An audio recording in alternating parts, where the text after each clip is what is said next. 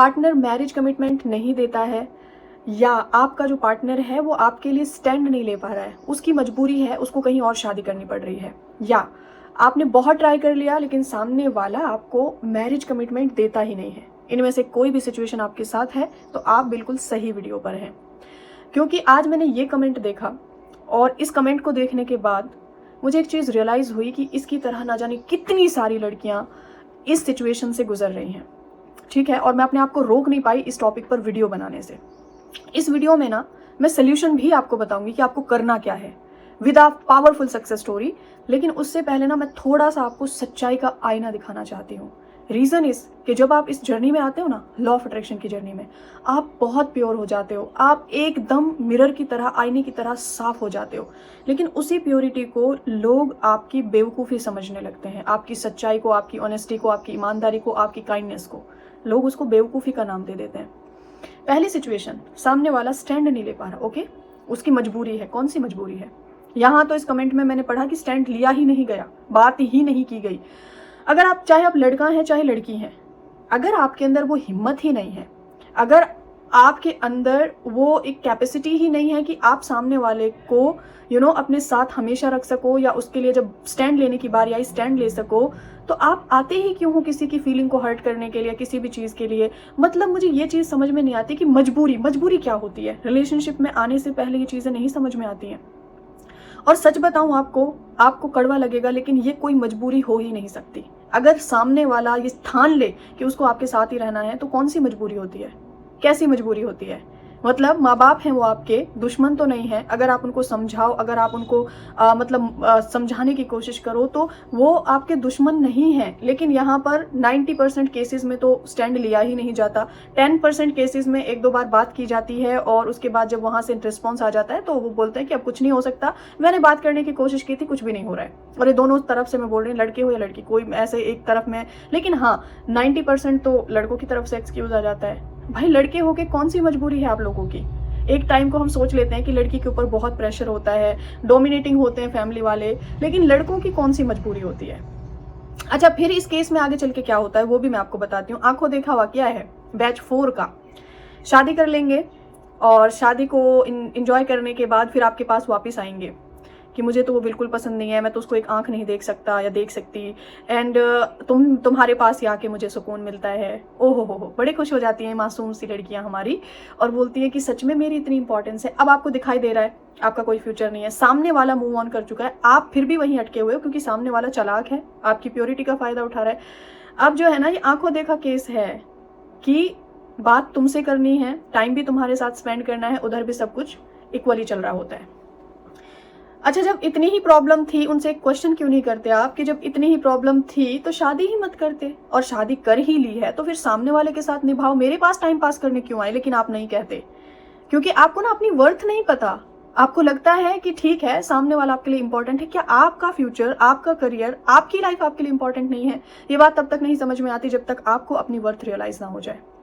अच्छा, दूसरी सिचुएशन में आते हैं। रिलेशनशिप में है, कमिटमेंट नहीं देता सामने वाला। एक बात मुझे आप लोग बताओ, आपको ही उसके साथ क्यों रहना है वैसे? क्या सामने वाले को आपकी नीड पूरी नहीं, मतलब नीड फील नहीं होती कि आपके साथ पूरा फ्यूचर स्पेंड करना चाहिए? अब यहाँ पे 2 रीज़न हो सकते हैं। या तो आपके अंदर उनको कुछ कमियां नजर आती हैं, या तो आपके अंदर, देखो, सच्चाई को एक्सेप्ट करना सीखो, या तो आपके अंदर कुछ ऐसी बातें हैं जिनको सोच के वो ये सोचते हैं कि फिलहाल के लिए तो ठीक है, बट फॉर द फ्यूचर मैं इस टाइम को, लाइफ टाइम के लिए तो मैं इसके साथ एडजस्ट नहीं कर पाऊंगा। हो सकता है आपकी शक करने की आदत हो, ओवर थिंकिंग की आदत हो, आप नेगेटिव हो, आप गुस्सा बहुत करते हो, कोई भी रीज़न हो सकता है जिसकी वजह से सामने वाला पीछे हट रहा है कि भाई मैं पूरी लाइफ के लिए तो नहीं साथ रह सकता। या दूसरा रीज़न हो सकता है कि फैमिली बहुत स्ट्रिक्ट है। फिर मैं आऊंगी उसी टॉपिक पे, वो आपके पेरेंट्स हैं, दुश्मन नहीं है। अच्छा, लॉ ऑफ अट्रैक्शन में आने के बाद एक और बहुत बड़ा लोगों के सामने इल्यूजन होता है। आपको बस इमेजिन करना है और आपको सिर्फ सोचना है, बोलना है, कुछ नहीं करना, लेकिन पेरेंट्स से जाके बात नहीं करनी, और वो अंतर्यामी है, उनको खुद ब खुद पता चल जाएगा, यानी कि एक्शन नहीं लेना। एक्शन नहीं लेना, इमेजिन कर लिया है, अफर्मेशंस कर लिए हैं, स्क्रिप्टिंग कर ली है, लेकिन पेरेंट्स से बात नहीं करेंगे क्योंकि पेरेंट्स तो अंतर्यामी है, उनको तो पता है हमें क्या चाहिए। ऐसा नहीं होता है। लॉ ऑफ अट्रैक्शन आपको स्ट्रेंथ देगा, विश्वास देगा, आपको इतनी ज्यादा एनर्जी दे देगा कि आपको विश्वास होगा कि आप बात करोगे, सामने से बात बन जाएगी, नहीं भी बनेगी फिर ट्राई करूंगा, लेकिन आपके अंदर वो नेगेटिविटी नहीं रहती है। बहुत सारी लड़कियों को तो मैंने समझाया कि भाई वो अंतर्यामी नहीं है, बात की है, बात मानी गई है, शादियां हुई हैं, ऐसी बात नहीं है। तो अब इन दोनों रीजंस में से जो रीजन आपके रिलेशनशिप में है, अगर आपके अंदर कुछ ऐसी बातें हैं तो उनको दूर करो। सामने वाले से पूछो कि रीजन क्या है कि हम साथ नहीं रह सकते, उससे क्लैरिटी लो ना कि रीजन क्या है कि हम साथ नहीं रह सकते। अगर कुछ चीजें हैं, वो सामने वाला आपको बताए कि भाई ये रीजन है और मैं ऐसे कंटिन्यू नहीं कर सकता हूँ, देन आप उस रीजन पे काम करो। आप बेवजह बस डिप्रेशन में आ गए, कमिटमेंट नहीं मिल रही या कुछ भी। अच्छा, एक और चीज बताऊं आपको काम की, अगर आपको अपनी वर्थ पता चल जाए तो आप खुद को लकी नहीं समझोगे कि आप उसके साथ हो, उस इंसान को लकी समझने लगोगे कि आप उनके साथ हो। आप अगर उन्हें मिल जाओ ना तो उसकी किस्मत, आप उन्हें अगर मिल जाओ तो उनकी किस्मत। लेकिन ये कब होता है? जब आप खुद के साथ अलाइंड हो जाते हो। उससे पहले तो ये सारी बातें सिर्फ हवा में लगती हैं। अच्छा माहिदी, लेक्चर देना बहुत आसान होता है, ठीक है, बात कर लेते हैं इस पे भी। सक्सेस स्टोरी शेयर करना चाहूंगी आपके साथ। मेरे पास ना एक काउंसलिंग आई थी, she is very pure soul, and इतनी आवाज़ से ही ऐसा लगता है कि यार सामने वाला कितना प्योर है, कोई उसके साथ क्यों नहीं रहना चाहता। मेरे पास काउंसलिंग आई थी, आई थिंक 30th डेट थी, मंथ मुझे याद नहीं है एग्जैक्ट, लेकिन उसके जो पार्टनर की शादी थी वो 9 तारीख को थी, ठीक है। एंड उसने बोला कि माही दी, मैंने हर पॉसिबल कोशिश कर ली, सामने वाले को समझाया, सब कुछ किया, लेकिन नहीं हुआ। मैं अब आपके पास, मतलब फिर भी मुझे एक बार ऐसा लगा कि लास्ट टाइम एक बार और कोशिश करनी चाहिए, क्या करूं। मैंने उनसे बोला कि आपने हर पॉसिबल ट्राई करके देखा ना, सब कुछ किया आपने? कहती हाँ। आप एक सरेंडर लेटर लिखो कि देखो मैंने तो अपनी तरफ से हर पॉसिबल कोशिश की, हर पॉसिबल चीज़ की, लेकिन अगर फिर भी ये चीज़ नहीं हुई है तो अब तुम देखो इसको, ये क्यों नहीं हुई है और इसकी क्लैरिटी मुझे दो। एंड उसके बाद क्या होता है कि शादी हो जाती है, उस लड़के की शादी हो जाती है। देन वो लड़की मेरे पास सेकंड डे बहुत ही पावरफुल माइंड के साथ आके बोलती है कि माहिदी पता नहीं, मैं सोच के भी जिस चीज़ से डरती थी, एक अंदर से एक ऐसी इनर स्ट्रेंथ आ गई है, ऐसा लगता है कि मैं बेटर डिजर्व करती हूँ। और उस लड़के के बारे में मुझे कुछ ऐसी चीज़ें पता चली जो अजीब थी। एंड उसके बाद उसने बोला कि अब ना मुझे आप ब्लेसिंग दो कि मुझे मेरा जैसी मैं हूँ ना, जैसी मैं हूँ बस वैसा इंसान मिले। Trust me, with in a month ऊपर वाले ने उसको एक ऐसे अमेजिंग पर्सन से ब्लेस किया कि वो लड़की मुझे आके थैंक यू बोलती है, पिक्चर्स शेयर करती है और बहुत सारी चीज़ें वो शेयर करती है कि जो एफर्ट्स मैं डालती थी सामने वाले के लिए, मतलब जो मैं पहले जहाँ पे थी, सेम एफर्ट्स अब ये इंसान मेरे लिए डालता है। जिन चीज़ों के लिए मैं तरसती थी ना, मतलब मुझे ऐसा लगता था कि कभी ये भी सामने वाला ऐसे ही एक्साइटेड हो मेरे लिए, या कॉल मैसेज कुछ भी, वो सामने वाले की तरफ से मुझे देखने को मिल रहा है। और अब मुझे समझ में आया कि ये लाइफ टाइम मुझे ही करना पड़ता, बस एक अटैचमेंट थी कि बस यही। हालांकि मुझे पता थी कि उसके अंदर बहुत सारी कमियां भी हैं, लेकिन उसके बाद भी मुझे वही चाहिए था। तो यही आपके साथ है, आपको पता है कि सामने वाला आपको वैल्यू नहीं करता, रिस्पेक्ट नहीं करता, उसके अंदर बहुत सारी कमियां हैं, just because of your attachment आपको वही चाहिए। तो सोल्यूशन इज कि अगर आप ऐसी किसी सिचुएशन में है ना, आप सरेंडर लेटर लिखो। और अगर आप इन चीज़ों को डाइजेस्ट नहीं कर पा रहे हो ना, मतलब एक्सेप्ट नहीं कर पा रहे हो, तो फिर ना एक रीज़न इसका और मैं बता देती हूँ। आपको उस सुप्रीम पावर पर बिल्कुल यकीन नहीं है, आप अपनी चीज़ को सरेंडर करना ही नहीं चाहते, आपको यकीन ही नहीं है कि वो आपके लिए कुछ बेटर कर सकता है। जस्ट इमेजिन, आप थोड़ी देर के लिए सोचो कि जो एफर्ट्स, जो चीज़ें आप अभी सामने वाले के लिए करते हो, अगर सामने से सेम चीज़ें आपको मिलने लगे, अभी आप किसी की मैरिज कमिटमेंट के लिए तरस रहे हो और सामने वाला ये बोले कि यार काश ये इंसान मुझसे मैरिज कमिटमेंट दे दे, यानी कि आपकी मैरिज कमिटमेंट के लिए सामने वाला मतलब एक्साइटेड रहे, आप जो एफर्ट डालते हो सामने वाले लोग आपके लिए करें, तो कैसा लगेगा आपको? पता है, आपको एक एग्जाम्पल दे के ये बात मैं ख़त्म करूँगी यहाँ पे। सोल्यूशन मैंने बताया है सरेंडर लेटर, कि जैसे एक पेरेंट्स हैं, ठीक है, हमारे पेरेंट्स से ज़्यादा शायद ही हमें कोई प्यार कर सकता है, और फिर उन पेरेंट्स से ज़्यादा वो हमसे प्यार करता है, ठीक है, क्योंकि उसने हमें बनाया है और उसी ने हमें सब कुछ दिया है। अच्छा, आपने अपने पेरेंट्स को अपने सोलमेट के बारे में बताया और उन्होंने एक्सेप्ट कर लिया, उन्होंने कहा कि ठीक है, अगर तुम इसमें खुश हो तो कोई प्रॉब्लम नहीं। एग्जाम्पल से समझने की कोशिश करना, आपके पेरेंट्स ने ना उन्हें कहीं कुछ गलत काम करते हुए देख लिया।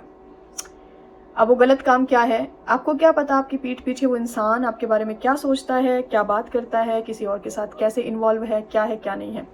आपके पेरेंट्स ने अपनी आंखों से उसको कुछ बहुत गलत सा काम करते हुए देख लिया। नाउ मुझे आप लोग बताओ कि क्या आपके जिद करने के बाद भी, क्या आपके रोने के बाद भी, तड़पने के बाद भी आपके पेरेंट्स आपको अलाउ करेंगे कि आप उसी इंसान के साथ रहो? क्योंकि आप जो नहीं देख पा रहे वो उन्होंने देख लिया बाय चांस, बाय मिस्टेक।